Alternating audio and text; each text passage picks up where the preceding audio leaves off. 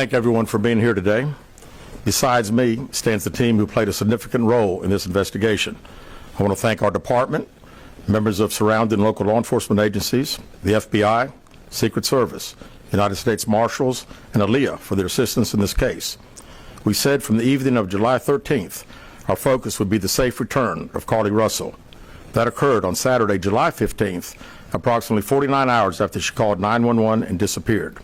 From that point, our focus has been to determine Carlee's whereabouts during that time and what exactly took place. Let me say up front, this investigation is not over. We're still working this case, and we'll be working this case until we uncover every piece of evidence that helps us account for the 49 hours that Carlee Russell was missing. However, through the public interest, and in some cases, public fear that this story has generated, we owe it to our citizens to tell them the facts that we have uncovered. So I will give you the facts that we know today. On July 13th, at approximately 8:20 p.m., Carlee left work from a business at the Summit. Surveillance video from her place of employment shows Carlee concealed a dark-colored bathrobe, a roll of toilet paper, and other items belonging to the business prior to her departure. She ordered food from Tzatziki's at the Colonnade and traveled there. She then traveled to Target on 280, where she purchased some granola bars and Cheez-Its. From there, she remained in the parking lot at that shopping center until 9:21 p.m. when she drove to I-459.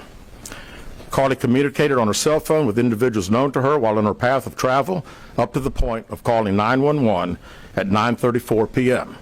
And at this time, we will play the 911 call in its entirety.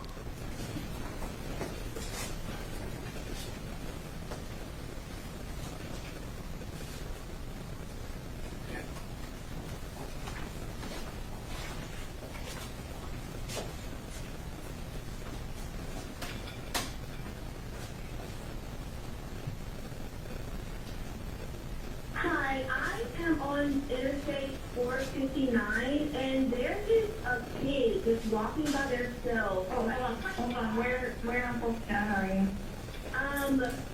I'm right next to the exit 10 by the Timber Med, like to get off by the Timber Med. Okay, so you're before that exit?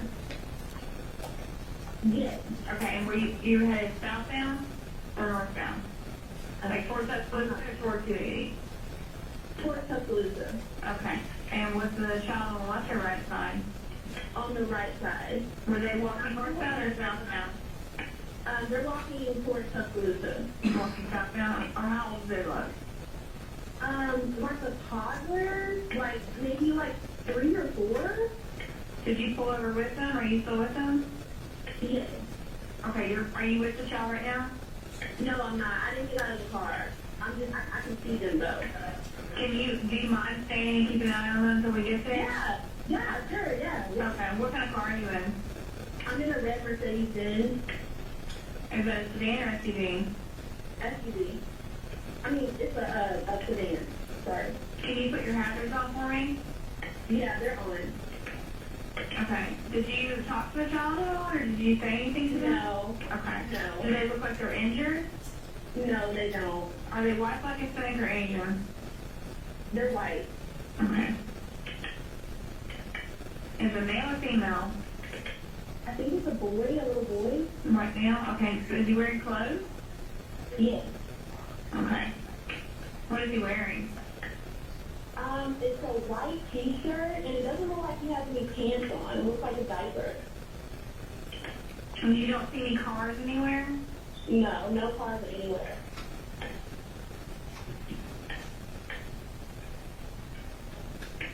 Okay.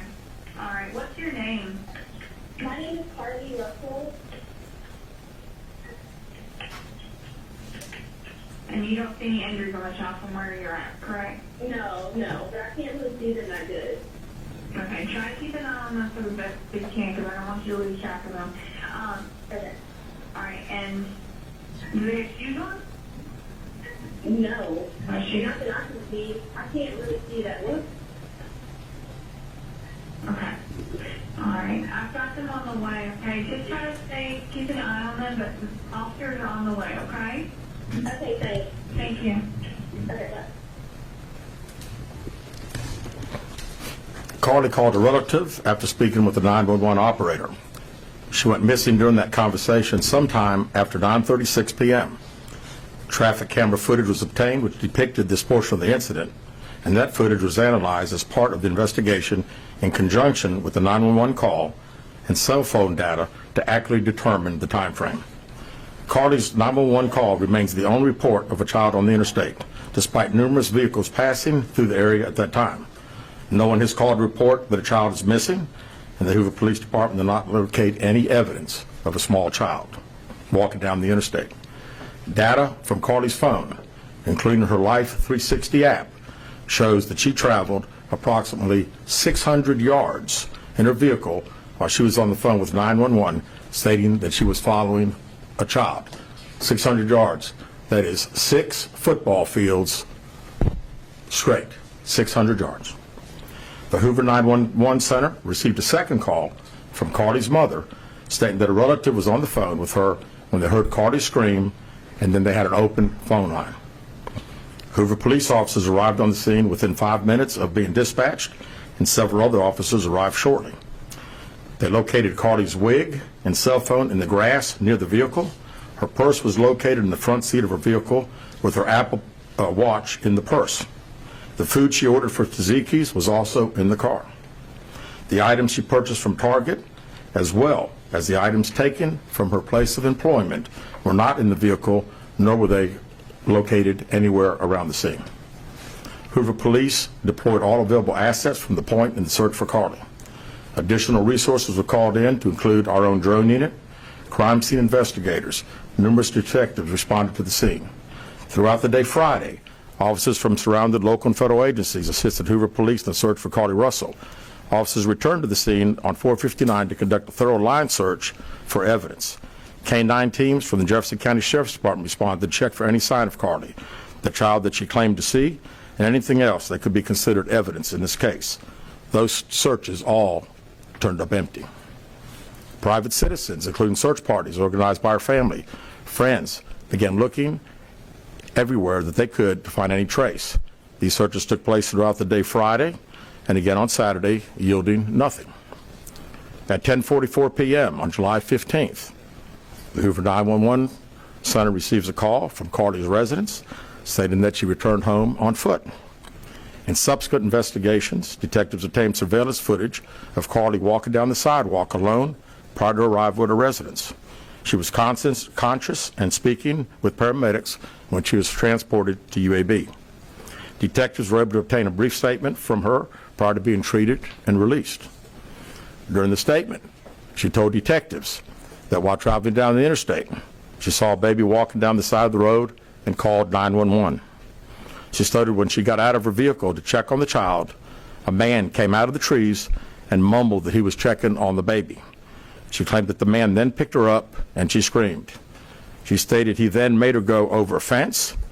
She claims he then forced her into a car, and the next thing she remembers is being in the trailer of an 18-wheeler. She stated that the male was with a female. However, she never saw the female, only hearing her voice. She also told detectives she could hear a baby crying. Detectives, the male had orange hair with a big bald spot on the back. She said she was able to escape the 18-wheeler and fled on foot, only to be captured again and was put in a car. She claimed she was then blindfolded but was not tied up because the captor said they did not want to leave impressions on her wrists. She said that they took her into a house and made her get undressed. She believes they took pictures of her, but she does not remember them having any physical or sexual contact. She stated the next day she woke up and was fed cheese crackers by the female.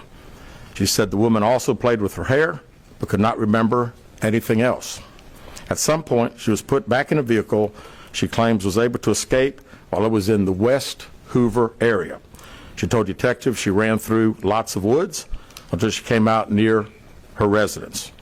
During this interview, detectives noted that Carlee had a small injury to her lip, and she claimed that her head was hurting. She also had a tear in her shirt. Detectives also noted that she had $107 cash in her right sock. Out of respect for Carlee and her family, detectives did not press for additional information in this interview, and made plans to speak with her in detail after giving her time to rest. Detectives continue analyzing data from Carlee's cell phone that was left behind at the scene. We enlisted the help of the United States Secret Service in conducting this analysis. Part of what data included several internet searches in the days leading up to their disappearance that I think are very relevant to this case. On July 11th at 7:30 a.m., the term, "Do you have to pay for an Amber Alert?" was searched. On July 13th at 1:03 a.m., the day of her disappearance, the term, "How to take money from a register without being caught," was searched. On July 13th at 2:13 a.m., the day of her disappearance, the term Birmingham bus station was searched. On July 13th, 2:35 a.m., a search for a one-way bus ticket from Birmingham to Nashville was conducted with a departure date of July 13th. On July 13th at 12:10 p.m., a search for the movie Taken, a film about abduction, was conducted. There were 2 searches related to Amber Alerts on a computer at Carlee's place of employment, including one regarding the maximum age of an Amber Alert. There were other searches on Carlee's phone that appeared to shed some light on her mindset, but out of respect for her privacy, we will not be releasing the content of those searches at this time. We've asked to interview Carlee a second time, but have not been granted that request. As you can see, there are many questions left to be answered, but only Carlee can provide those answers. What we can say is that we've been unable to verify most of Carlee's initial statement made to investigators, and we have no reason to believe that there is a threat to the public safety related to this particular case. Thank you very much. With that, we'll open the floor for some questions. Please raise your hand and I will call on you. Carol.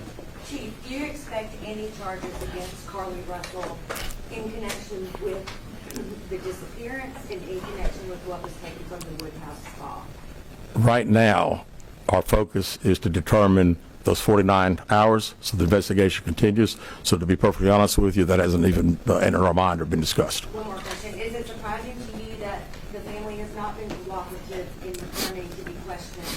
Well, I think the family has stated to us that they didn't think that in her mental state right now, because of trauma of the incident, that she's not ready to talk, is what we've been told. Go ahead, sir.